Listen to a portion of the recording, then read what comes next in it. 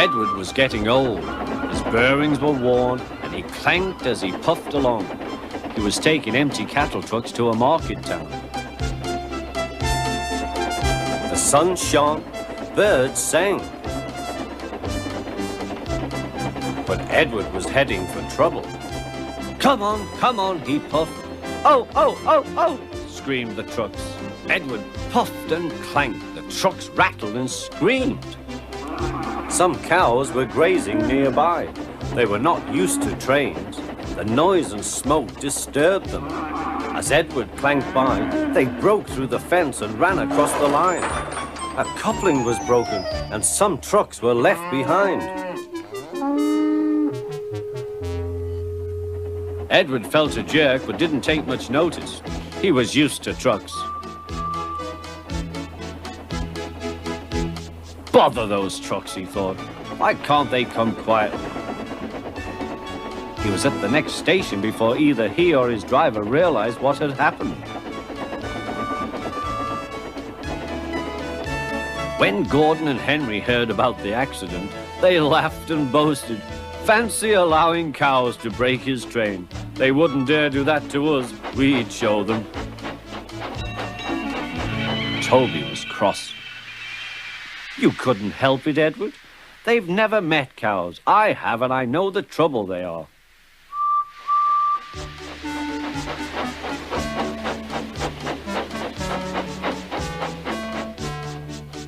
Some days later, Gordon rushed through Edward's station. Hoop, hoop, mind the cows. Hurry, hurry, hurry, puffed Gordon.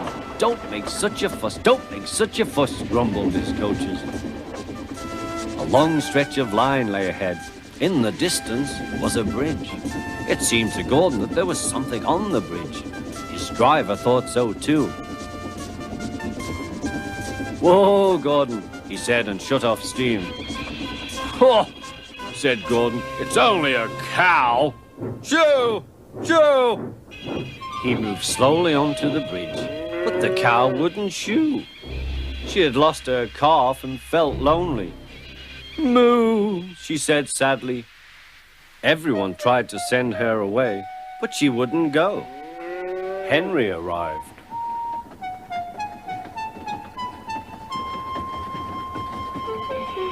What's this? A cow? I'll soon settle her. Be off, be off. Moo, said the cow. Henry backed away nervously. I don't want to hurt her.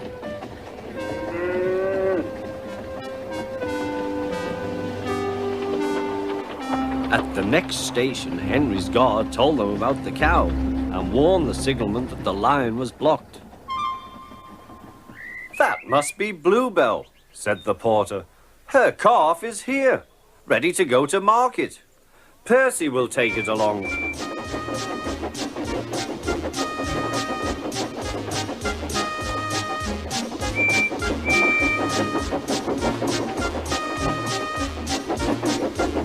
At the bridge, Bluebell was very pleased to see her calf again, and the porter led them away.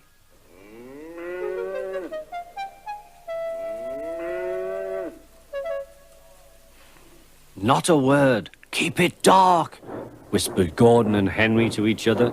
They felt rather silly, but the story soon spread.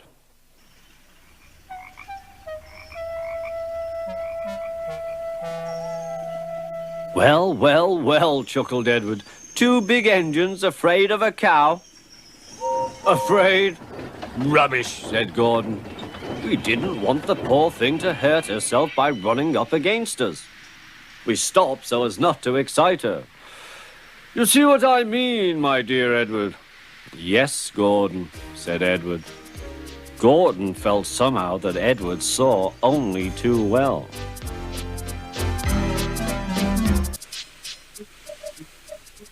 One morning, Edward was waiting to pick up passengers from Thomas's train.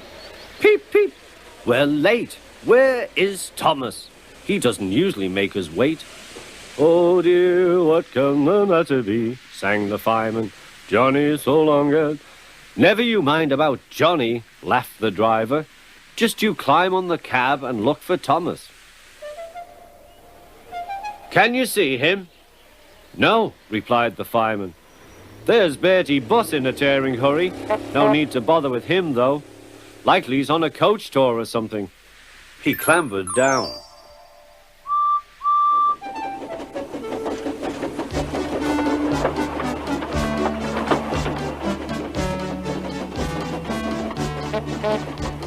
Stop, stop! I've got Thomas's passengers, wailed Bertie, roaring up to the gates. It was no good. Edward was gone. Bother, said Bertie. Bother Thomas's fireman not coming to work today.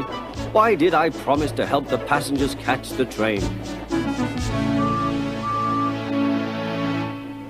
That will do, Bertie, said his driver. A promise is a promise, and we must keep it.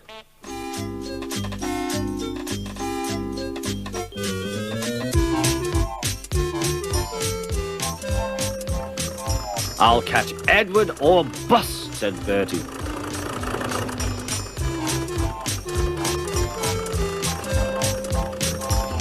Oh, my gears and axles, he groaned, toiling up the hill. I'll never be the same bus again.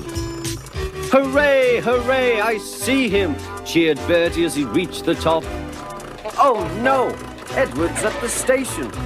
No, he stopped at a crossing. Hooray, hooray! Bertie tore down the hill. Well done, Bertie, shouted his passengers. Go it! Bertie skidded into the yard. Wait, wait, cried Bertie. He was just in time to see Edward puff away. I'm sorry, said Bertie. Never mind, said the passengers. After him quickly. Third time lucky, you know. Do you think we'll catch him at the next station, driver? There's a good chance, replied the driver. Our road keeps close to the line and we can climb hills better than Edward. I'll just make sure. He spoke to the station master. Bertie and the passengers waited impatiently.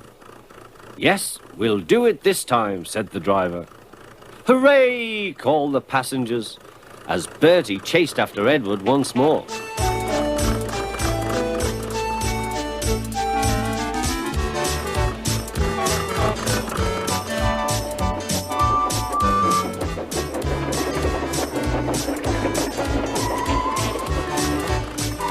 This hill is too steep. This hill is too steep, grumbled the coaches as Edward snorted in front. They reached the top at last and ran smoothly into the station.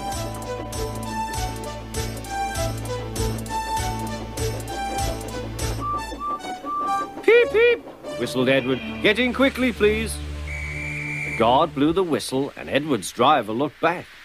But the flag didn't wave. Then he heard Bertie. Everything seemed to happen at once, and the station master told the guard and driver what had happened. I'm sorry about the chase, Bertie, said Edward. My fault, replied Bertie. Late at junction. You didn't know about Thomas's passengers. Peep, peep. Goodbye, Bertie, we're off, whistled Edward. 3 cheers for Bertie, called the passengers. Bertie raced back to tell Thomas that all was well.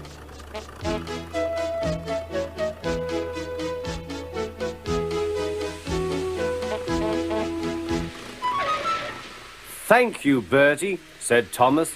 You're a very good friend indeed.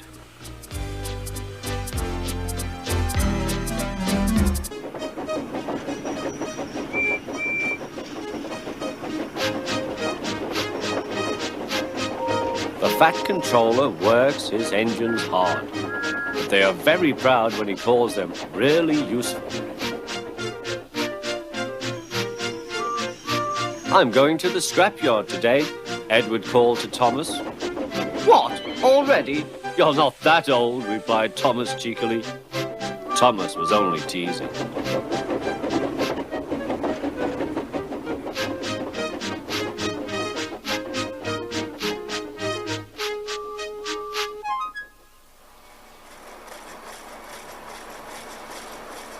The scrapyard is full of rusty old cars and machinery.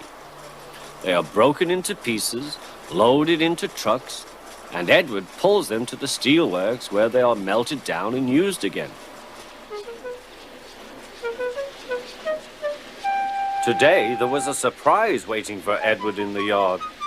It was a traction engine. "Hello," said Edward. "You're not broken and rusty. What are you doing here?" "I'm Trevor. They're going to break me up next week." "What a shame," said Edward. "My driver says I only need some paint, polish and oil to be as good as new. But my master says I'm old-fashioned." Edward snorted. "People say I'm old-fashioned, but I don't care. The Fat Controller says I'm a useful engine." "What work did you do?" "My master would send us from farm to farm. We threshed corn, hauled logs and did lots of other work. The children loved to see us." Trevor shut his eyes, remembering. "Oh yes, I like children." Edward set off for the station. "Broken up, what a shame. Broken up, what a shame. I must help Trevor, I must." He thought of all his friends who liked engines, but strangely none of them would have room for a traction engine at home. It's a shame, he hissed. Then, beep, beep! Why didn't I think of him before? There, on the platform, was the very person. "Hello, Edward. You look upset. What's the matter, Charlie?" he asked the driver. "There's a traction engine in the scrapyard, Vicar. He'll be broken up next week. Jem Cole says he never drove a better engine." "Do save him, sir. He saws wood and gives children rides." "We'll see," replied the vicar. Jem Cole came on Saturday. "The Reverend's coming to see you, Trevor. Maybe he'll buy you." "Do you think he will?" asked Trevor hopefully. "He will when I've lit your fire and cleaned you up." The vicar and his two boys arrived that evening. Trevor hadn't felt so happy for months. He chuffered about the yard.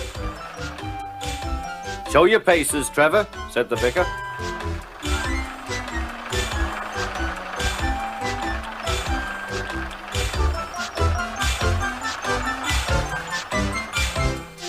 Later, he came out of the office smiling. "I've got him cheap, Jem, cheap." "Do you hear that, Trevor?" cried Jem. "The Reverend saved you and you live at the vicarage now." "Peep, peep," whistled Trevor. Now Trevor's home is in the vicarage orchard, and he sees Edward every day.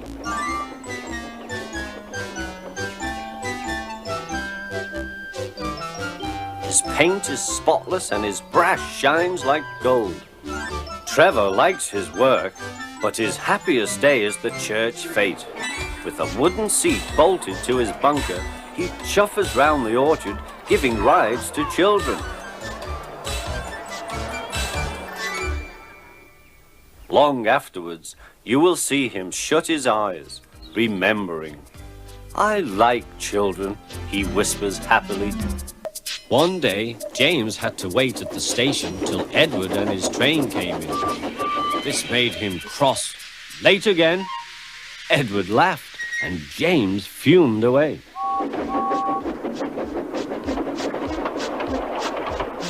After James had finished his work, he went back to the yard and puffed onto the turntable.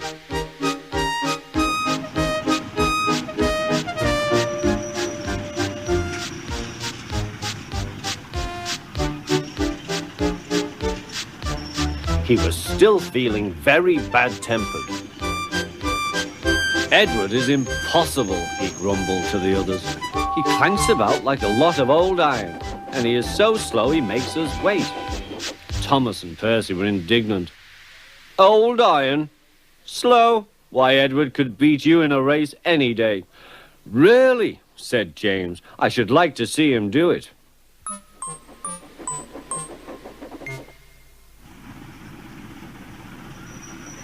Next morning, James's driver was suddenly taken ill. He could hardly stand, so the fireman uncoupled James, ready for shunting. James was impatient.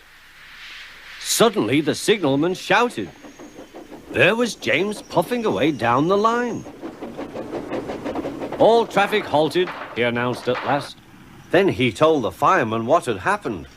2 boys were on James's footplate fiddling with the controls. Phew! They tumbled off and ran when James started. The signalman answered the telephone. Yes, he's here. Right. I'll tell him. The inspector's coming at once. He wants a shunter's pole and a coil of wire rope. What for? Wondered the fireman. Search me, but you'd better get them quickly. The fireman was ready when Edward arrived.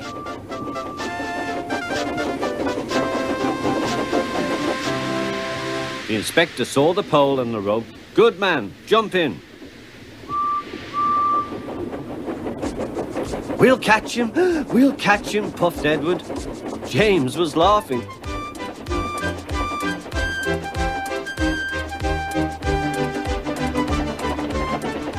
What a lark, he chuckled to himself. Suddenly he was going faster and faster. He realized that he had no driver. What shall I do? I can't stop. Help! Help! We're coming, called Edward.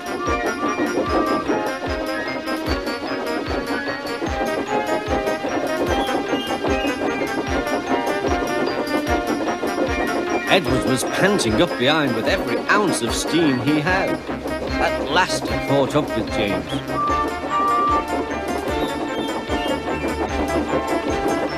Steady, Edward, called his driver.